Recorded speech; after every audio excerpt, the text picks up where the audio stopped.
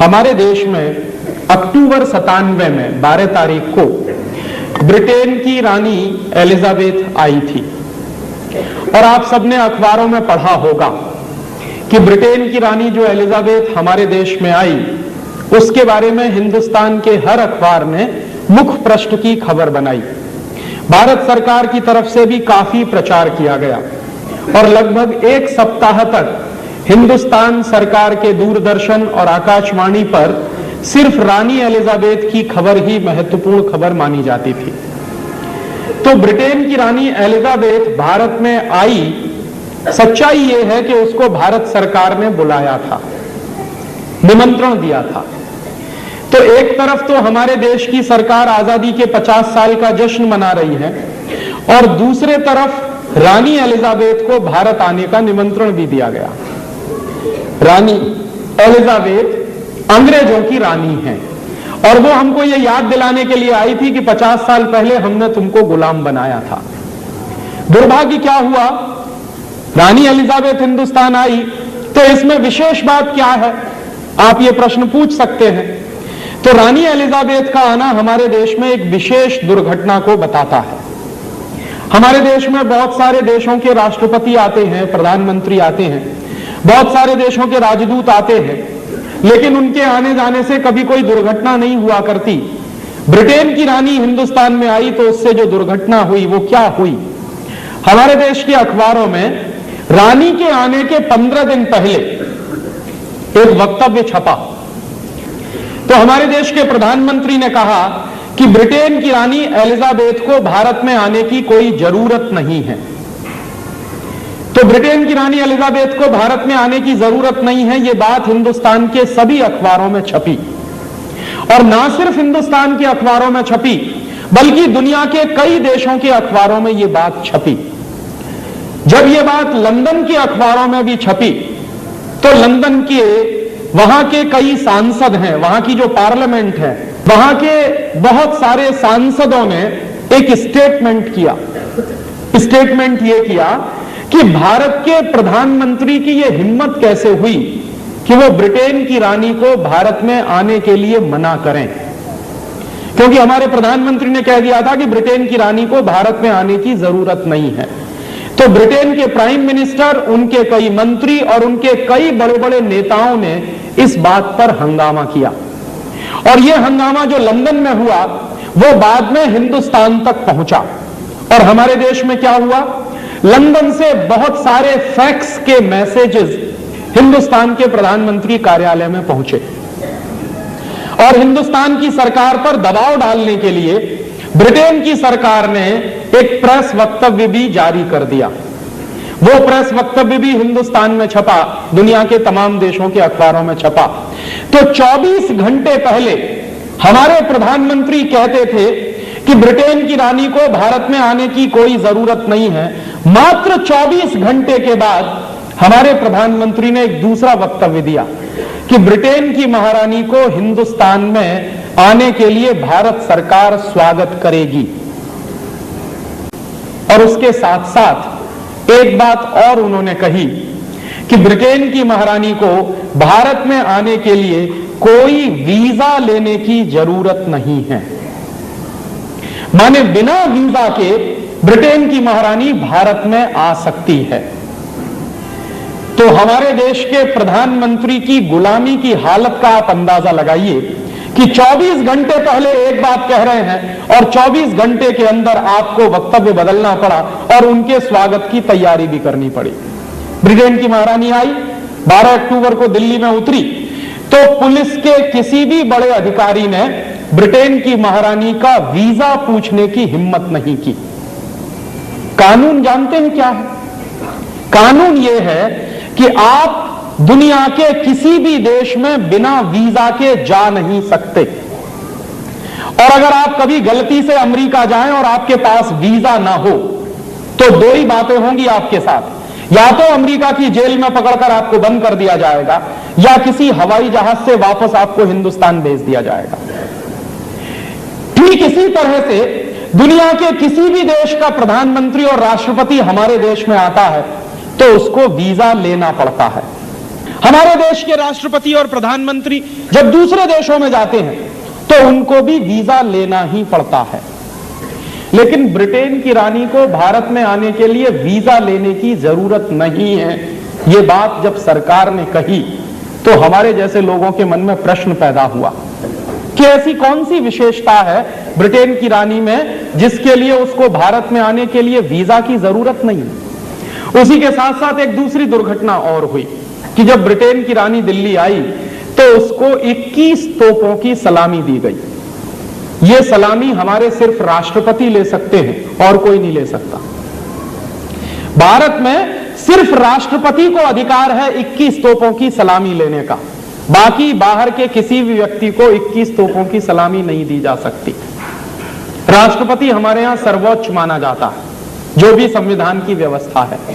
तो ब्रिटेन की महारानी को 21 तोपों की सलामी भी दी गई और हमारी सरकार रानी के प्रोटेक्शन में इस तरह से लगी हुई थी जैसे जॉर्ज पंचम के प्रोटेक्शन में 1911 में कभी यह हुआ होगा। मेरे एक वकील दोस्त हैं, सुप्रीम कोर्ट में प्रैक्टिस करते हैं। मैंने उनसे पूछा कि भारत में ब्रिटेन की महारानी आए और उसको बिना वीजा के भारत में घुसने की परमिशन मिले, इस बात की कोई लीगल वैलिडिटी है क्या? तो उस वकील ने मुझे कहा कि हां राजीव भाई, इस बात की पूरी लीगल वैलिडिटी है कि ब्रिटेन की रानी को भारत में आने के लिए वीजा लेने की जरूरत नहीं है।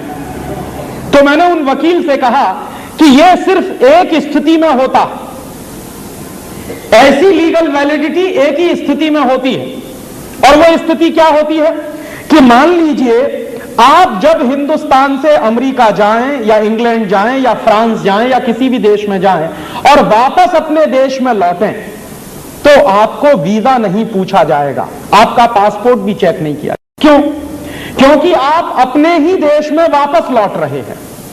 तो आप जिस देश के नागरिक हैं उसी देश में जब आप वापस लौटते हैं तो आपको ना तो वीजा पूछा जाता है ना पासपोर्ट पूछा जाता है। तो मैंने मेरे वकील दोस्त से कहा कि ब्रिटेन की रानी को अगर वीजा नहीं पूछा गया, पासपोर्ट नहीं पूछा गया, तो मैं ये मानूं क्या कि ब्रिटेन की महारानी हिंदुस्तान की नागरिक है? तो उन्होंने कहा कि हां ऐसा है। तो मेरे तो होश उड़ गए। मैंने कहा आप क्या कह रहे हैं? उन्होंने कहा मैं बिल्कुल ठीक कह रहा हूं। तो मैंने कहा कि अगर ब्रिटेन की महारानी हिंदुस्तान की नागरिक है और इस बात की लीगल वैलिडिटी है तो हमारी आजादी का मतलब क्या है? एक तरफ हम कहते हैं आजादी के 50 साल, एक तरफ हम कहते हैं भारत की स्वर्ण जयंती आजादी की, और दूसरी तरफ ब्रिटेन की महारानी हिंदुस्तान की अगर नागरिक है तो इस आजादी का मतलब क्या है? तो उन्होंने कहा कि तुम लोगों को शायद मालूम नहीं है कि हमें आजादी नहीं मिल पाई है अभी तक। तो मैंने कहा कि आप क्या कह रहे हैं? तो उन्होंने कहा कि मैं सच कह रहा हूं, एक कानून है, उसको अगर तुम पढ़ोगे तो तुमको समझ में आएगा कि भारत अभी तक आजाद नहीं हुआ है।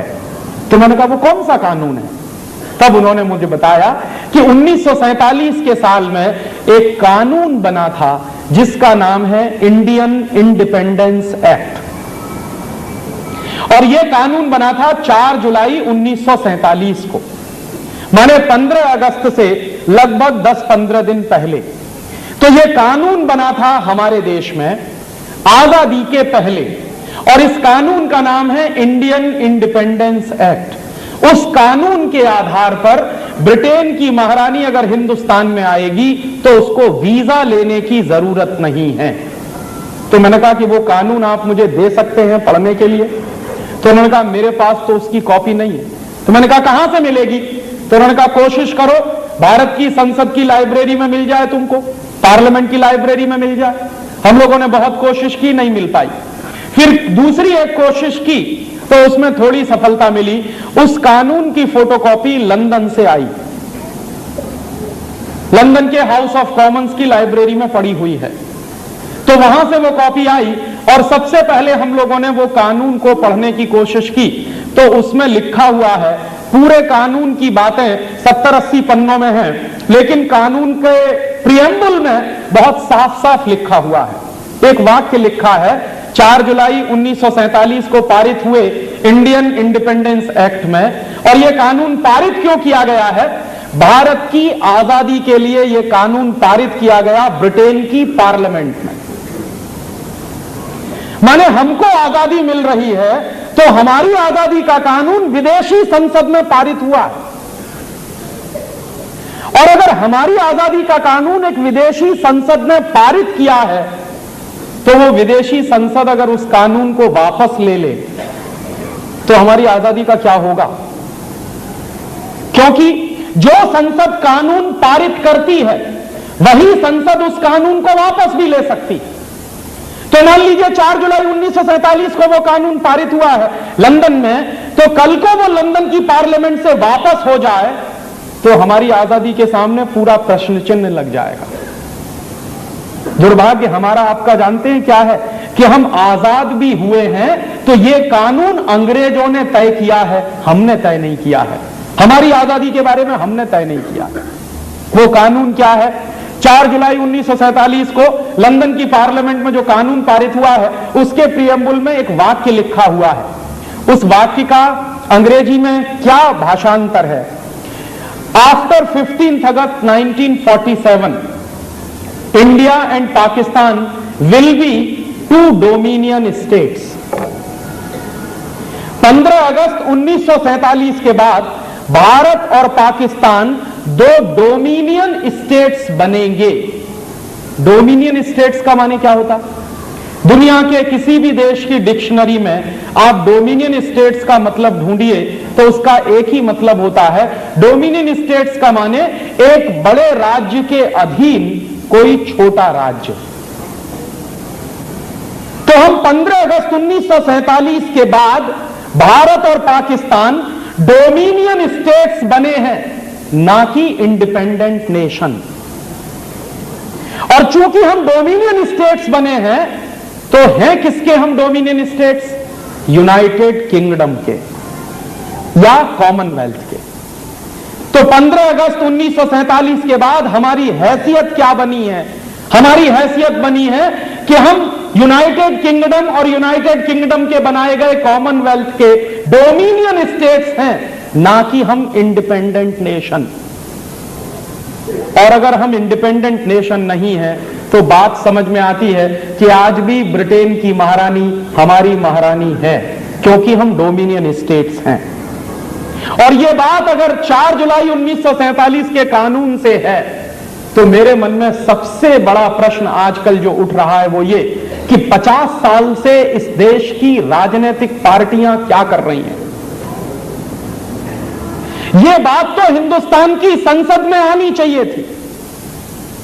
शायद पिछले साल आपने देखा होगा 14 अगस्त की रात को 12 बजे भारत की संसद में एक संयुक्त अधिवेशन हुआ।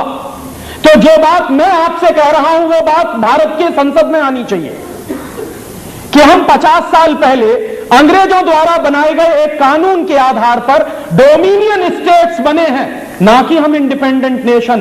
तो हम इंडिपेंडेंट नेशन कब बनेंगे? कितने साल और लगेंगे उसमें? और अगर हम इंडिपेंडेंट नेशन नहीं हैं तो फिर आजादी की ये स्वर्ण जयंती क्यों मना रहे हैं? किसके गले पे तमाचा मार रहे हैं आप? और वो बात जब समझ में आई तो बिल्कुल स्पष्ट हो गया कि रानी अगर आएगी हिंदुस्तान में तो बिना वीजा बिना पासपोर्ट के ही आएगी, क्योंकि आप उनके डोमिनियन स्टेट्स हैं।